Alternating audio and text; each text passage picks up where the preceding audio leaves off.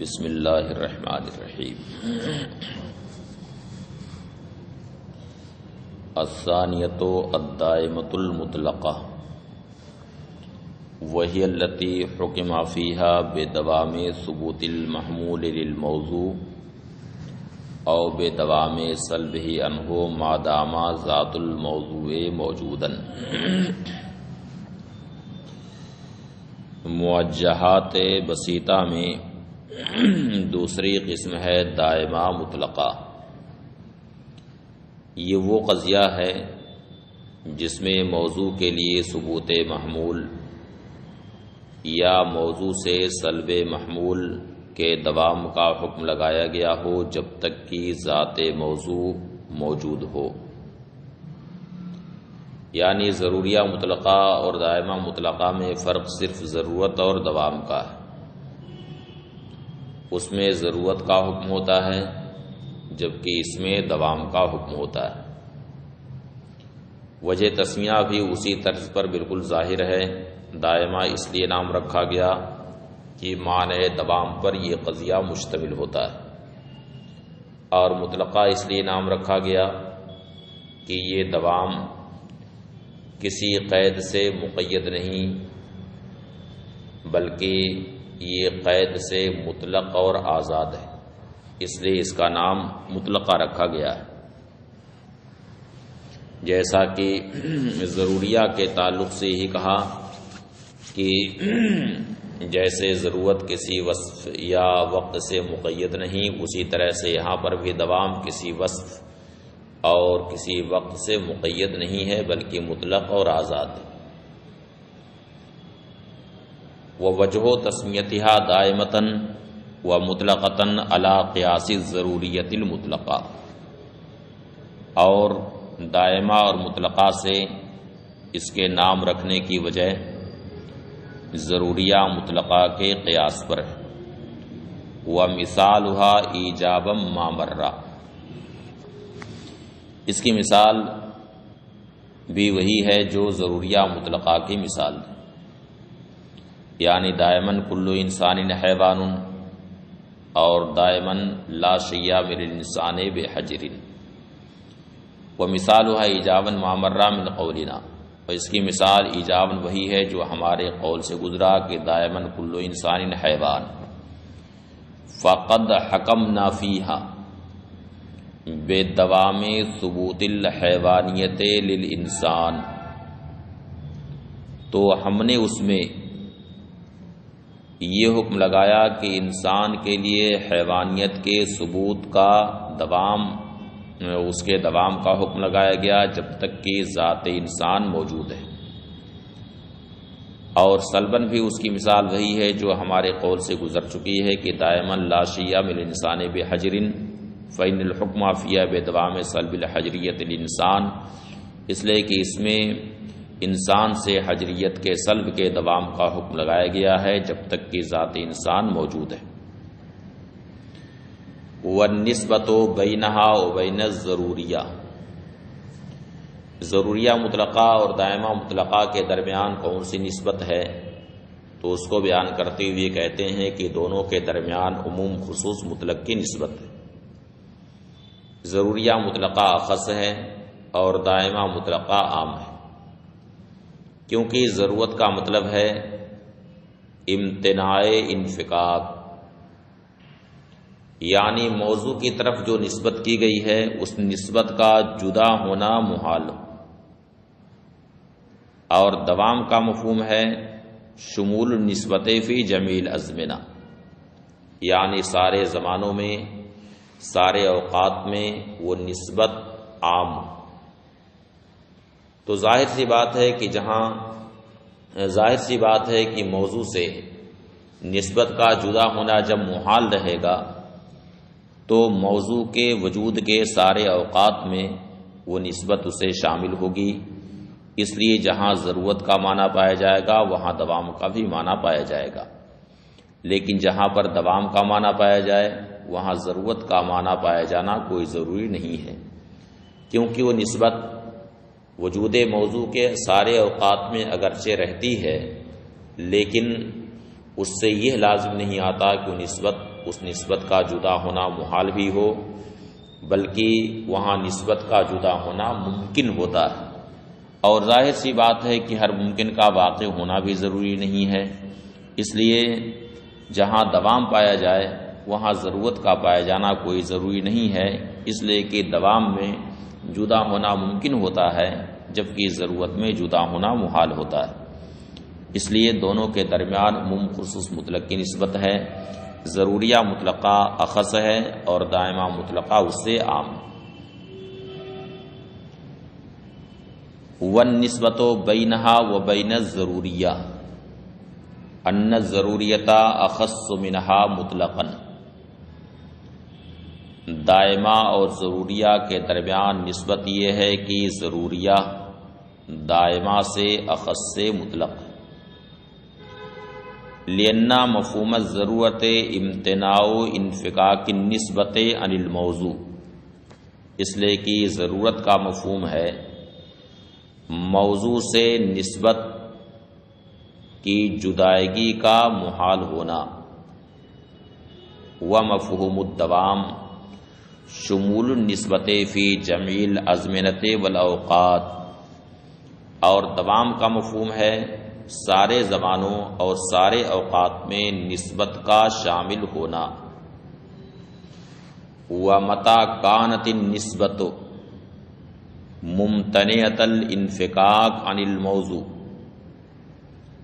اور جب نسبت کا جدا ہونا موضوع سے محال ہوگا، کانت متحققۃ فی جمیع اوقات وجودہ بالضرورہ، تو وہ نسبت موضوع کے وجود کے سارے اوقات میں ضروری طور پر متحقق ہوگی۔ متى كانت النسبة متحققة فی جمیع الاوقات امتنع انفکاکها للموضوع، اور ایسا نہیں ہے کہ جب وہ نسبت وجود موضوع کے سارے اوقات میں متحقق ہو تو موضوع سے اس کا جدا ہونا محال ہو۔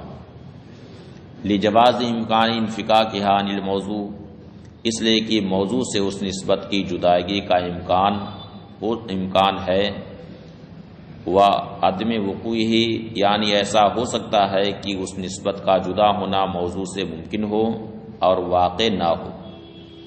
لأن الممکن لا یجب ان یکون واقعا، اس لیے کہ ہر ممکن کے لیے واقع ہونا کوئی ضروری نہیں ہے۔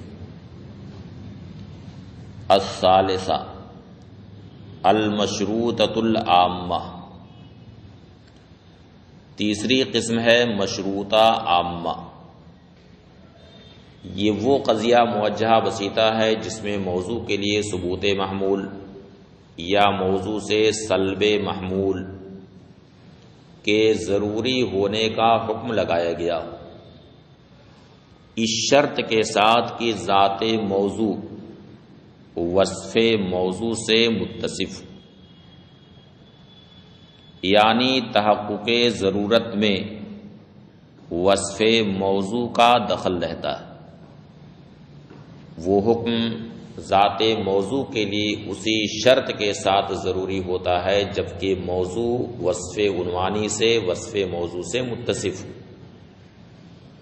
ورنہ اگر ذات موضوع وصف عنوانی سے متصف نہیں ہے تو پھر وہ حکم موضوع کے لیے ضروری نہیں رہے گا۔ تو تحقق ضرورت میں وصف موضوع کا یہاں پورا دخل ہوتا ہے۔ الثالثہ المشروطۃ العامہ، تیسری قسم ہے مشروطہ عامہ، وہی التی حکم فیہا بضرورت ثبوت المحمول للموضوع او سلبہ عنہ بشرط ان تکون ذات الموضوع متصفۃ بوصف الموضوع۔ یہ وہ قضیہ ہے جس میں موضوع کے لیے ثبوت محمول یا موضوع سے سلب محمول کے ضروری ہونے کا حکم لگایا گیا ہو، اس شرط کے ساتھ کہ ذات موضوع وصف موضوع سے متصف ہو۔ اے یکون لوصف الموضوع دخل فی تحقق الضرورہ، یعنی تحقق ضرورت میں وصف موضوع کا دخل۔ موجبہ کی مثال قولنا کل کاتب متحرک الاصابع بالضرورہ ما دام کاتبا، ہر کاتب متحرک الاصابع ہے جب تک کہ وہ کاتب ہے۔ تو ظاہر سی بات ہے کہ انگلیوں کی حرکت یہ ذات کاتب کے لیے ضروری نہیں، یہ ضروری نہیں کہ اس کی انگلی ہر دم ہلتی ہی رہے، بلکہ ذات کاتب کے لیے متحرک الاصابع ہونا اس وقت ضروری ہے جبکہ ذات موضوع وصف کتابت کے ساتھ متصف، تو اسی شرط کے ساتھ متحرک الاصابع ہونا اس کا ضروری ہے کہ ذات کاتب وصف کتابت سے متصف، ورنہ اگر وصف کتابت کے ساتھ متصف نہیں ہے تو اس کا متحرک الاصابع ہونا ضروری نہیں۔ تو یہاں تحقق ضرورت میں وصف عنوانی کا پورا دخل ہے۔ الثالثہ، تیسری قسم ہے مشروطہ عامہ۔ یہ وہ قضیہ ہے جس میں موضوع کے لیے ثبوت محمول یا موضوع سے سلب محمول کی ضرورت کا حکم لگایا گیا ہو، اس شرط کے ساتھ کہ ذات موضوع وصف موضوع سے متصف ہو۔ اے یکون لوصف الموضوع دخل فی تحقق الضرورہ، یعنی تحقق ضرورت میں وصف موضوع کا دخل۔ مثال الموجبہ، موجبہ کی مثال ہمارا قول کل کاتب متحرک الاصابع بالضرورہ ما دام کاتبا، ہر کاتب ضروری طور پر متحرک الاصابع ہے جب تک کہ وہ کاتب۔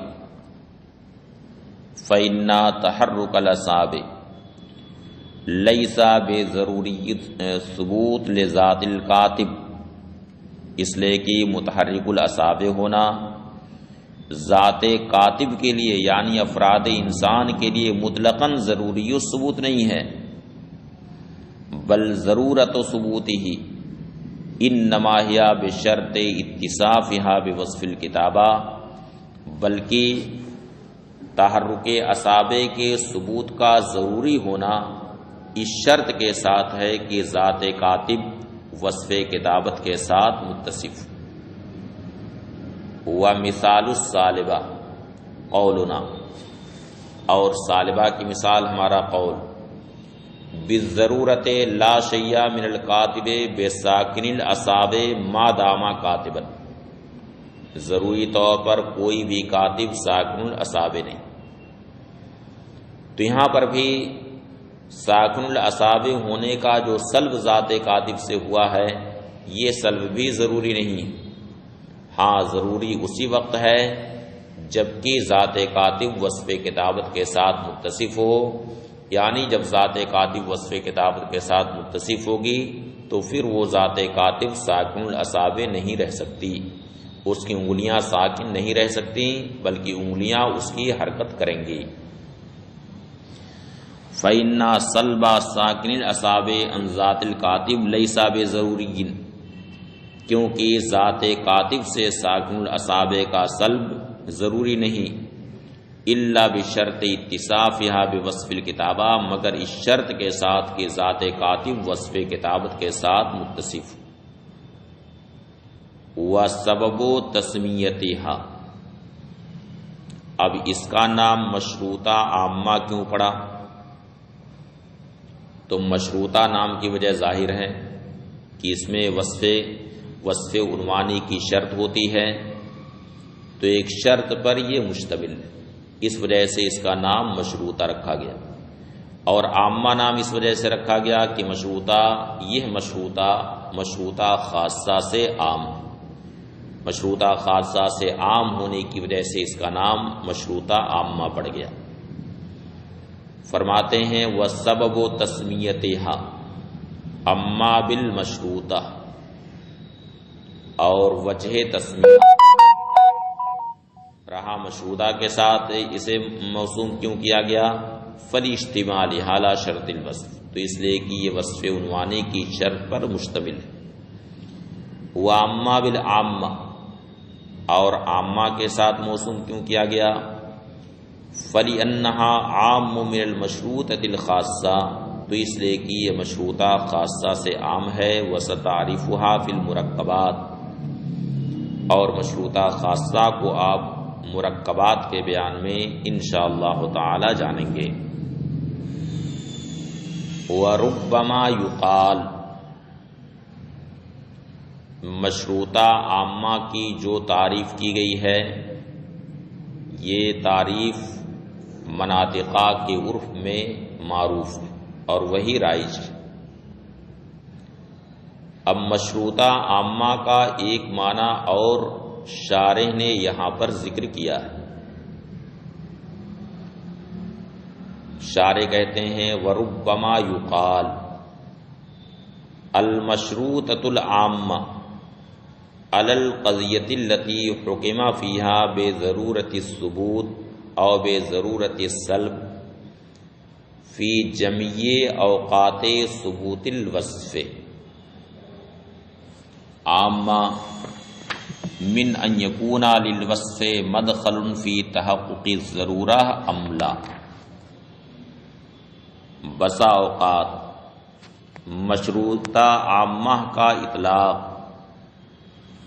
اس قضیہ پر ہوتا ہے جس میں ثبوت محمول یا سلب محمول کے ضروری ہونے کا حکم لگایا گیا ہو وصف موضوع کے ثبوت کے سارے اوقات میں، ذات موضوع کے ثبوت کے اوقات میں نہیں بلکہ وصف موضوع کے ثبوت کے سارے اوقات میں۔ عام عظیم کی وصف موضوع وصف عنوانی کا تحقق ضرورت میں کچھ دخل ہو یا نہ ہو، یہ دوسرا معنی ہے مشروطہ عامہ کا۔ پہلے معنی میں اور اس معنی میں فرق یہ ہے کہ مشروطہ عامہ کا پہلے جو معنی بتایا گیا اس میں تحقق ضرورت میں وصف موضوع وصف عنوانی کا پورا دخل، جبکہ یہاں پر یہ کوئی ضروری نہیں ہے کہ وصف موضوع کا تحقق ضرورت میں دخل ہو، بلکہ دونوں بات ہو سکتی ہے۔ یہ بھی ہو سکتا ہے کہ وصف موضوع کا تحقق ضرورت میں دخل ہو، اور یہ بھی ہو سکتا ہے کہ تحقق ضرورت میں وصف موضوع کا کوئی دخل نہ ہو۔ تو یہ معنی پہلے معنی سے عام ہوا اور پہلا معنی اس سے اخص ہے۔ والفرق بین المعنیین، اب ایک مثال کی روشنی میں دونوں معنی کے درمیان فرق بتاتے ہیں۔ والفرق بین المعنیین ان اذا قلنا کل کاتب متحرک الاصابع بالضرورت ما دام کاتبا، جب ہم کہیں کہ ہر کاتب ضروری طور پر متحرک الاصابع ہے جب تک کہ وہ کاتب ہے۔ وَأَرَدْنَا الْمَعْنَى الْأَوَّلَ، اور ہم پہلا معنی مراد لیں صداقت، تو یہ قضیہ صادق ہوگا، کما تبینہ، جیسا کہ یہ بات بیان ہو چکی ہے۔ وَإِنْ أَرَدْنَا الْمَعْنَى الثَّانِي، اور اگر ہم معنی ثانی مراد لیں کذبت، تو یہ قضیہ کاذب ہے۔ لأن حرکت الاصابع لیست ضروریت الثبوت لذات الکاتب فی شیء من الاوقات، اس لیے کہ انگلیوں کی حرکت ذات کاتب کے لیے کسی بھی وقت میں ضروری نہیں ہے۔ فَإِنَّ الْكِتَابَةَ، اب ذہن میں بات آئے گی کہ ایسا کیسے ہو سکتا ہے کہ کسی بھی وقت ضروری نہ ہو، حالانکہ جب وہ کتابت کرے گا تو اس وقت انگلی بہرحال ہلے گی. تو اس کی وجہ بتاتے کہتے ہیں کہ حرکت اصابع کے لیے شرط ہے کتابت. انگلیوں کی حرکت ذات کاتب کے لیے ضروری اس وقت ہوگی جبکہ ذات کاتب کتابت کا کام انجام دے، اور یہاں کتابت ہی ذات کاتب کے لیے ضروری نہیں. اور جب کتابت ہی اس کے لیے ضروری نہیں ہے تو جو چیز کتابت پر موقوف ہو وہ کیسے ذات کاتب کے لیے ضروری ہو سکتی ہے؟ یعنی جب یہ شرط ہی اس کے لیے ضروری نہیں ہے تو جو چیز اس کے ساتھ مشروط ہے وہ ذات کاتب کے لیے کیسے ضروری ہو سکتی؟ تو حرکت الاصابع جو وصف کتابت کے ساتھ مشروط ہے وہ ذات کاتب کے لیے کیسے ضروری ہو سکتی ہے جبکہ یہاں کتابت ہی ذات کاتب کے لیے ضروری نہیں؟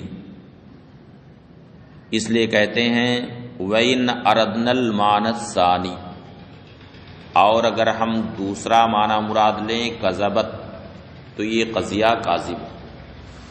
لِأَنَّ حرکت الاصابع، اس لیے کہ حرکت اصابع ذات کاتب کے لیے کسی بھی وقت میں ضروری الثبوت نہیں. فَإِنَّ الْكِتَابَةَ الَّتِي هِيَ شَرْطُ تحقق الضرورہ، اس لیے کہ وہ کتابت جو تحقق ضرورت کی شرط ہے خود وہی ذات کاتب کے لیے کسی بھی زمانے میں ضروری نہیں.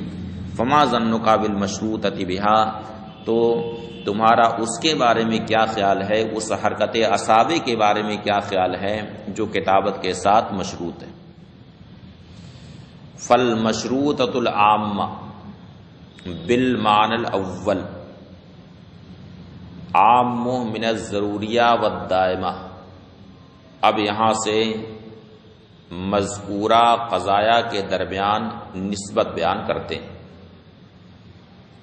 یعنی ضروریہ اور دائمہ کو ایک طرف رکھا جائے اور مشروطہ عامہ کا معنی اول دوسری طرف رکھا جائے، اور اب ان دونوں کے درمیان نسبت دیکھی جائے تو یہ نسبت عموم خصوص من وجہین کی ہوتی. عموم خصوص من وجہین کی نسبت جس میں تین مادے ہوتے ہیں، ایک مادہ اجتماع کا ہوتا ہے، دو مادے افتراق کے ہوتے ہیں. اب تینوں مادوں کو تفصیل سے بیان کرتے ہیں. شارح کہتے ہیں فالمشروطۃ العامہ بالمعنى الاول عام من الضروریہ والدائمہ من وجہین. تو معنی اول کے اعتبار سے مشروطہ عامہ، ضروریہ اور دائمہ سے عام من وجہ. لِأَنَّكَ قَدْ سَمِعْتَ، اس لیے کہ آپ سن چکے ہیں کہ اَنَّ ذات الموضوع قد تکون عین وصفہ وقد تکون غیرہ. ذات موضوع کبھی وصف موضوع کا عین ہوتی ہے اور کبھی اس کا غیر ہوتی. جیسے کلو انسان حیوان، تو یہاں پر ذات موضوع وصف موضوع کا عین ہے. جو انسان کی ذات ہے وہی انسان ہے اور جو انسان ہے وہی اس کی ذات ہے. اور کبھی ایسا ہوتا ہے کہ ذات موضوع وصف موضوع کا غیر ہوتی. تو جہاں ذات موضوع اور وصف موضوع کے درمیان اتحاد ہو اور وہ مادہ ضرورت کا ہو تو وہاں پر تینوں قضایا ایک ساتھ صادق آئیں گے. جیسے کلو انسان حیوان، تو یہاں پر ذات موضوع اور وصف موضوع کے درمیان عینیت ہے اور یہ مادہ ضرورت کا ہے، تو یہاں تینوں قضایا ایک ساتھ صادق آئیں گے. یعنی کلو انسان حیوان بالضرورہ بھی کہنا صحیح ہے اور کلو انسان حیوان دائمن بھی کہنا صحیح ہے، اور یہ بھی کہنا صحیح ہے کہ کلو انسان حیوان بالضرورہ ما دام انسانا، یعنی ہر انسان ضروری طور پر حیوان ہے جب تک کہ وہ انسان. تو یہاں تینوں قضایا ایک ساتھ صادق ہوئے.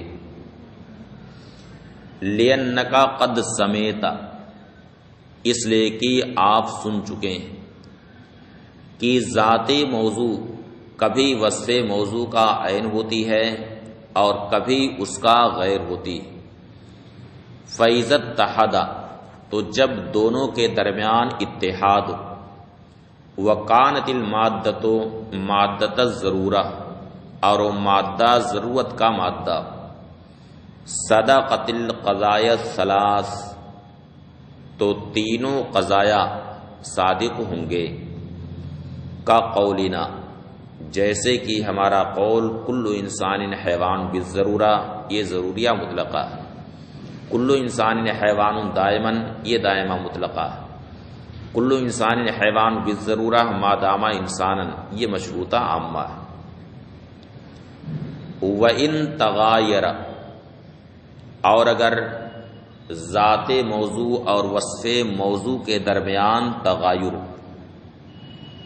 فَإِن كَانَتِ الْمَادَّةُ مَادَّةَ الضَّرُورَةِ، اب اگر وہ مادہ ضرورت کا مادہ ہو، وَلَمْ يَكُنْ لِلْوَصْفِ دَخْلٌ فِي تَحَقُّقِ الضَّرُورَةِ، اور وصف موضوع کا تحقق ضرورت میں کوئی دخل نہ ہو، صدقت الضروریہ والدائمہ دون المشروطہ، تو وہاں پر ضروریہ مطلقہ اور دائمہ مطلقہ یہ دونوں قضیہ صادق ہوں گے، مگر مشروطہ وہاں پر صادق نہیں آئے گا، اس لیے کہ مشروطہ کا معنی اول یہ تھا کہ تحقق ضرورت میں وصف موضوع کا دخل، اور یہاں جب وصف موضوع کا تحقق ضرورت میں کوئی دخل ہی نہیں ہے تو مشروطہ صادق نہیں آ سکتا۔ اس کی مثال ہمارا قول کل کاتب حیوان بالضرورہ، یا کل کاتب حیوان دائمہ، کل کاتب حیوان بالضرورہ، یہ ضروریہ مطلقہ ہے کہ ہر کاتب حیوان ہے ضروری طور پر،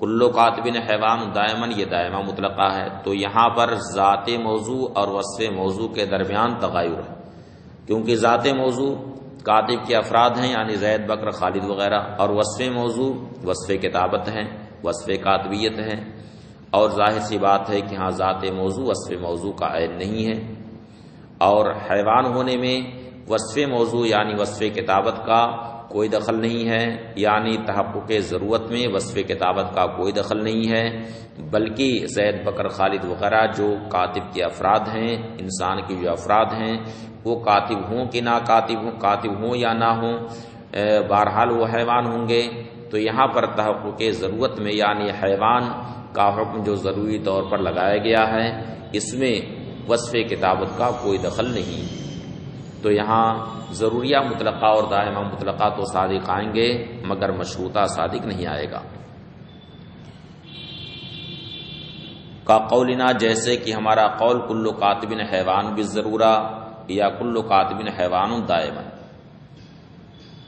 لا بالضرورت ما دامہ کاتبن، یعنی مشروطہ صادق نہیں آئے گا، یعنی یہ صادق نہیں آئے گا کہ کل کاتب حیوان بالضرورہ ما دامہ کاتبن، کہ ہر کاتب ضروری طور پر حیوان ہو جب تک کہ وہ کاتب۔ فَإِنَّا وَصْفَ الْكِتَابَةِ لَا دَخْلَ لَهُ فِي ضَرُورَةِ ثُبُوتِ الْحَيْوَانِ لِذَاتِ الْكَاتِبِ، اس لیے کہ وصف کتابت کا ذات کاتب کے لیے ثبوت حیوان کے ضروری ہونے میں کوئی دخل نہیں ہے۔ وَإِن لَّمْ يَكُنِ الْمَادَّةُ مَادَّةَ الضَّرُورَةِ الذَّاتِيَّةِ وَالدَّوَامِ الذَّاتِيَّةِ، اور اگر وہ مادہ نہ تو ضرورت ذاتی کا ہو اور نہ ہی دوام ذاتی کا مادہ، وَكَانَ هُنَاكَ ضَرُورَةٌ بِشَرْطِ الْوَصْفِ، لیکن وہاں پر وصف عنوانی کی شرط کے ساتھ حکم ضرورت ہو، یعنی تحقق ضرورت میں وصف موضوع کا دخل ہو، صدقت المشروطہ، تو وہاں پر مشروطہ عامہ صادق آئے گا، دون الضروریہ والدائمہ، مگر وہاں پر ضروریہ مطلقہ اور دائمہ مطلقہ یہ دونوں صادق نہیں آئیں گے، کما فی المثال المذکور، جیسا کہ مثال مذکور میں ہے، یعنی کل کاتب متحرک الاصابع بالضرورہ ما دام کاتبا، فإن تحرک الاصابع لیس بضروری ولا دائما لذات الکاتب اس لیے کہ متحرک الاصابع ہونا ذات کاتب کے لیے نہ ضروری ہے اور نہ دائمی، بل بشرط الکتابہ، بلکہ شرط کتابت کے ساتھ یہ ضروری۔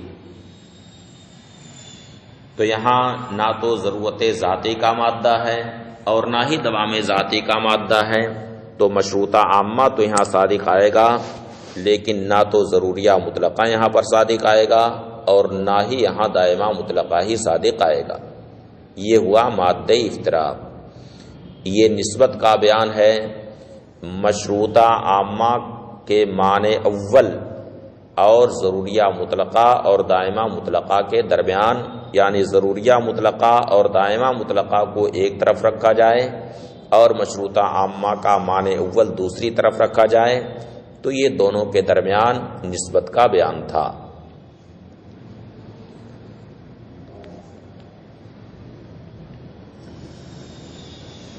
وَأَمَّا الْمَشْرُوطَةُ بِالْمَعْنَى الثَّانِي، اب معنی ثانی کے اعتبار سے، یعنی مشروطہ عامہ کا جو معنی ثانی ہے اس میں اور ضروریہ مطلقہ اور دائمہ مطلقہ میں کون سی نسبت، تو اس کو یہاں سے بیان کرتے ہیں۔